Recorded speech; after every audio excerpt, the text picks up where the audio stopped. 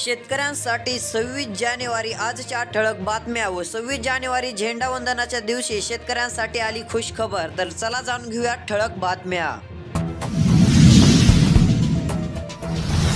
नवीन तुरीला 8,700 भाव, सोयाबीनला भावच मिळेना। भाववाढीच्या बाबतीत शासन लक्ष देईना, शेतकरी चिंतेत।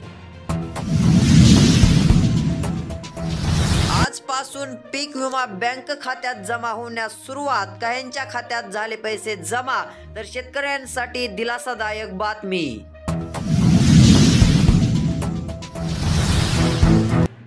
तूर 500नी घरंगळली तर सोयाबीन ही पुढे सरकेना। राज्यामध्ये तूर सोयाबीन बाबत सध्याची परिस्थिती।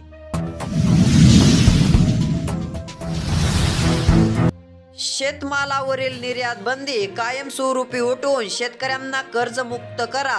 शेतकरी संघटना स्वतंत्र भारत पक्षाचे धरणे आंदोलन।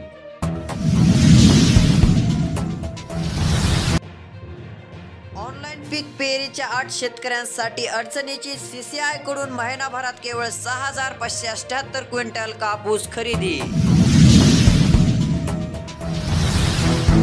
तर आता शेअर मार्केट बाबत महत्त्वाची बातमी। या एनर्जी कंपनीवर परदेशी गुंतवणूकदार फिदा। शेअर खरेदीसाठी झुंबड, अंबानींचंही आहे थेट कनेक्शन।